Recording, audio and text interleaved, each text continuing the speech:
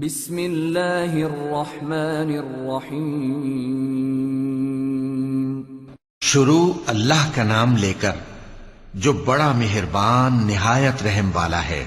یہ قرآن یعنی کتاب روشن کی آیتیں ہیں، مومنوں کے لیے ہدایت اور بشارت ہے، وہ جو نماز پڑھتے اور زکوٰۃ دیتی ہیں اور وہ آخرت کا بھی یقین رکھتے ہیں۔ جو لوگ آخرت پر ایمان نہیں رکھتے، ہم نے ان کے اعمال ان کے لیے آراستہ کر دیے ہیں تو وہ بھٹکتے پھر رہے ہیں۔ یہی لوگ ہیں جن کے لیے برا عذاب ہے اور وہ آخرت میں بھی بہت نقصان اٹھانے والے ہیں۔ اور تم کو یہ قرآن اس حکیم و علیم کی طرف سے عطا کیا جاتا ہے۔ جب موسیٰ نے اپنے گھر والوں سے کہا کہ میں نے آگ دیکھی ہے، میں وہاں سے رستے کا پتہ لاتا ہوں یا کوئی شعلہ یعنی ایک انگارہ تمہارے پاس لاتا ہوں تاکہ تم آگ تاپو۔ جب موسیٰ اس کے پاس آئے تو ندا آئی کہ وہ جو آگ میں تجلی دکھاتا ہے بابرکت ہے، اور وہ جو آگ کے ارد گرد ہے، اور اللہ جو تمام عالم کا پروردگار ہے پاک ہے۔ اے موسیٰ، میں اللہ ہوں، عزت والا، حکمت والا، اور اپنی لاٹھی ڈال دو۔ سو جب اسے دیکھا تو اس طرح حرکت کر رہی تھی گویا سانپ ہے، تو پیٹ پھیر کر بھاگے اور پیچھے مڑ کر نہ دیکھا۔ فرمایا، اے موسیٰ ڈرو مت، میرے پاس پیغمبر ڈرا نہیں کرتے۔ ہاں، جس نے ظلم کیا پھر برائی کے بعد اسے نیکی سے بدل دیا تو میں بخشنے والا مہربان ہوں۔ اور اپنا ہاتھ اپنے گریبان میں ڈالو، بے عیب سفید و روشن نکلے گا۔ ان 2 معجزوں کے ساتھ جو 9 معجزوں میں داخل ہیں فرعون اور اس کی قوم کے پاس جاؤ کہ وہ بدکردار لوگ ہیں۔ پھر جب ان کے پاس ہماری روشن نشانیاں پہنچیں تو کہنے لگے یہ کھلا جادو ہے، اور بے انصافی اور غرور سے ان کو ماننے سے انکار کیا، جبکہ ان کے دل ان کو مان چکے تھے۔ سو دیکھ لو کہ فساد کرنے والوں کا انجام کیسا ہوا۔ اور ہم نے داؤد اور سلیمان کو علم بخشا، اور انہوں نے کہا کہ اللہ کا شکر ہے جس نے ہمیں اپنے بہت سے مومن بندوں پر فضیلت دی۔ اور سلیمان داؤد کے قائم مقام ہوئے اور کہنے لگے کہ لوگوں، ہمیں اللہ کی طرف سے پرندوں کی بولی سکھائی گئی ہے اور ہر چیز عنایت فرمائی گئی ہے، بے شک یہ اس کا خاص فضل ہے۔ اور سلیمان کے لیے جنوں اور انسانوں اور پرندوں کے لشکر جمع کیے گئے اور پھر ان کی جماعتیں بنائی گئیں، یہاں تک کہ جب چیونٹیوں کے میدان میں پہنچے تو ایک چیونٹی نے کہا کہ چیونٹیوں، اپنے اپنے بلوں میں داخل ہو جاؤ، ایسا نہ ہو کہ سلیمان اور اس کے لشکر تم کو کچل ڈالیں اور ان کو خبر بھی نہ ہو۔ تو وہ اس کی بات سے ہنس پڑے اور کہنے لگے کہ اے پروردگار، مجھے توفیق عنایت کر کہ جو احسان تو نے مجھ پر اور میرے ماں باپ پر کیے ہیں ان کا شکر کروں، اور ایسے نیک کام کروں کہ تو ان سے خوش ہو جائے، اور مجھے اپنی رحمت سے اپنے نیک بندوں میں داخل فرما۔ اور جب انہوں نے پرندوں کا جائزہ لیا تو کہنے لگے کیا سبب ہے مجھے ہدہد نظر نہیں آتا؟ کیا کہیں غائب ہو گیا ہے؟ میں اسے سخت سزا دوں گا یا ذبح کر ڈالوں گا یا میرے سامنے اپنی بے قصوری کی واضح دلیل پیش کرے۔ ابھی تھوڑی دیر ہوئی تھی کہ ہدہد آ موجود ہوا اور کہنے لگا کہ مجھے ایک ایسی چیز معلوم ہوئی ہے جس کی آپ کو خبر نہیں، اور میں آپ کے پاس ملک سبا سے ایک یقینی خبر لے کر آیا ہوں۔ میں نے ایک عورت دیکھی کہ ان لوگوں پر حکومت کرتی ہے اور ہر چیز اسے میسر ہے، اور اس کا ایک شاندار تخت ہے۔ میں نے دیکھا کہ وہ اور اس کی قوم اللہ کو چھوڑ کر آفتاب کو سجدہ کرتے ہیں، اور شیطان نے ان کے اعمال انہیں آراستہ کر دکھائے ہیں اور ان کو رستے سے روک رکھا ہے، پس وہ رستے پر نہیں آتے، اور نہیں سمجھتے ہیں کہ اللہ کو جو آسمانوں اور زمین میں چھپی چیزوں کو ظاہر کر دیتا اور تمہارے پوشیدہ اور ظاہر اعمال کو جانتا ہے، کیوں سجدہ نہ کریں؟ اللہ کے سوا کوئی عبادت کے لائق نہیں، وہی عرش عظیم کا مالک ہے۔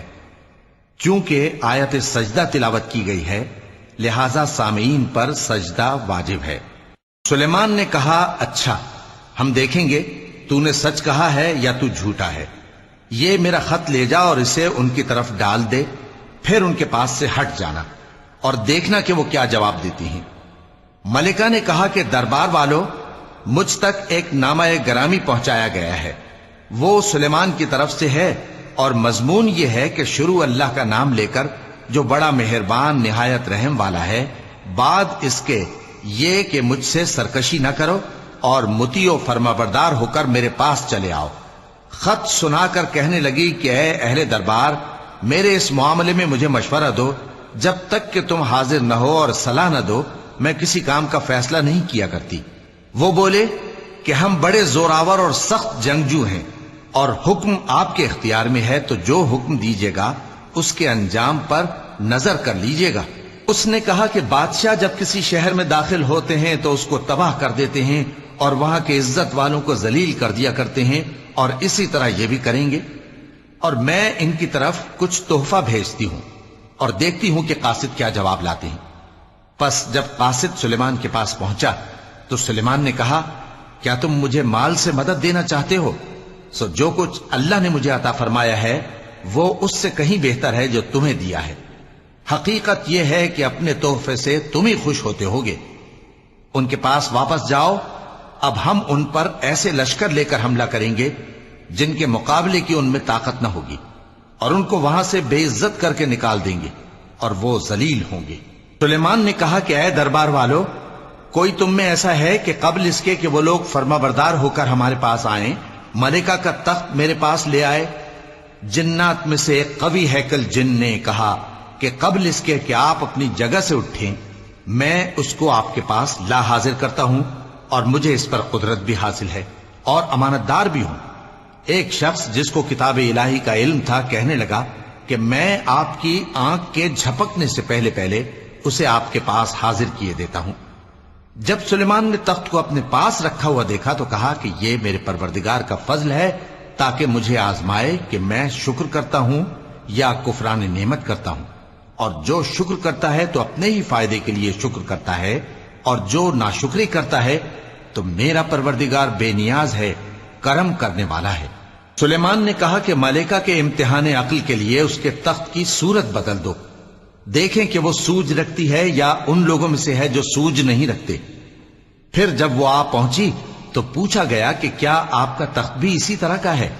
اس نے کہا کہ یہ تو گویا ہو بہو وہی ہے، اور ہم کو اس سے پہلے ہی سلیمان کی عظمت و شان کا علم ہو گیا تھا، اور ہم فرما بردار ہیں۔ اور وہ جو اللہ کے سوا دوسروں کی پرستش کرتی تھی سلیمان نے اس کو اس سے منع کیا کہ وہ کافروں میں سے تھی۔ اس کے بعد اس سے کہا گیا کہ محل میں چلیے۔ جب اس نے اس کے فرش کو دیکھا تو اسے پانی کا حوض سمجھا اور کپڑا اٹھا کر اپنی پنڈلیاں کھول دی۔ سلیمان نے کہا یہ ایسا محل ہے جس کے نیچے بھی شیشے جڑے ہوئے ہیں۔ وہ بول اٹھی کہ پروردگار، میں اپنے آپ پر ظلم کرتی رہی تھی، اور اب میں سلیمان کے ساتھ اللہ رب العالمین پر ایمان لاتی ہوں۔ اور ہم نے سمود کی طرف ان کے بھائی صالح کو بھیجا کہ اللہ کی عبادت کرو، تو وہ دو فریق ہو کر آپس میں جھگڑنے لگے۔ صالح نے کہا کہ اے قوم، تم بھلائی سے پہلے برائی کے لیے کیوں جلدی کرتے ہو، اور اللہ سے بخشش کیوں نہیں مانگتے تاکہ تم پر رحم کیا جائے؟ وہ کہنے لگے کہ تم اور تمہارے ساتھی ہمارے لیے برا شگون ہیں۔ صالح نے کہا کہ تمہاری بدشگونی اللہ کے پاس ہے، بلکہ تم ایسے لوگ ہو جن کی آزمائش کی جاتی ہے۔ اور شہر میں 9 شخص تھے جو ملک میں فساد کیا کرتے تھے اور اصلاح سے کام نہیں لیتے تھے۔ کہنے لگے کہ اللہ کی قسم کھاؤ کہ ہم رات کو اس پر اور اس کے گھر والوں پر شبخون ماریں گے، پھر اس کے وارثوں سے کہہ دیں گے کہ ہم تو اس کے گھر والوں کے موقع ہلاکت پر تھے ہی نہیں، اور ہم سچ کہتے ہیں۔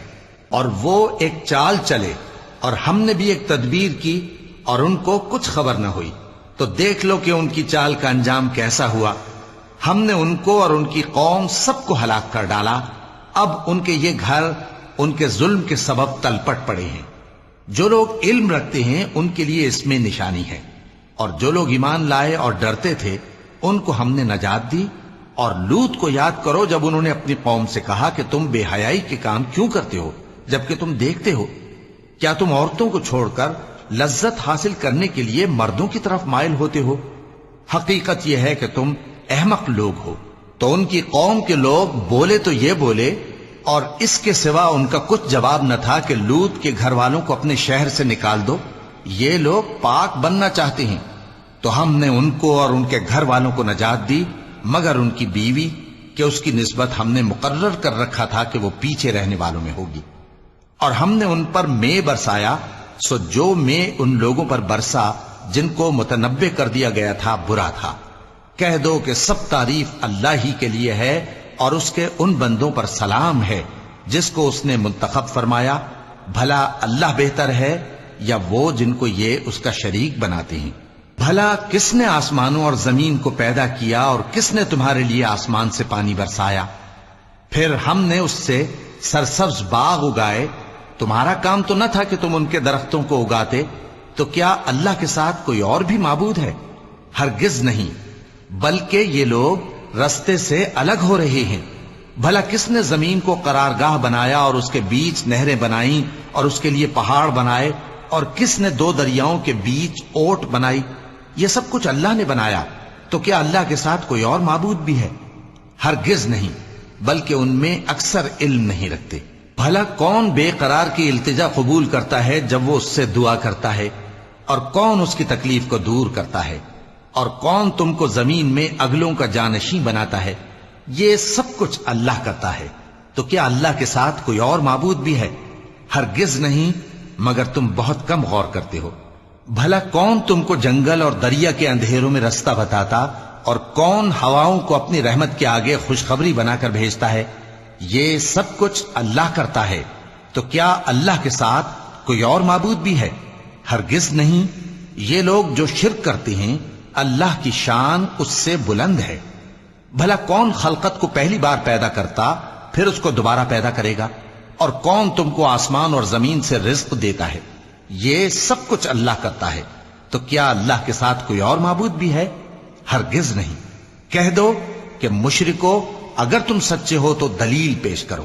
کہہ دو کہ جو لوگ آسمانوں اور زمین میں ہیں اللہ کے سوا غیب کی باتیں نہیں جانتے، اور نہ یہ جانتے ہیں کہ کب زندہ کر کے اٹھائے جائیں گے، بلکہ آخرت کے بارے میں ان کا علم ختم ہو چکا ہے، بلکہ یہ اس کی طرف سے شک میں ہیں، بلکہ یہ اس سے اندھے ہو رہے ہیں۔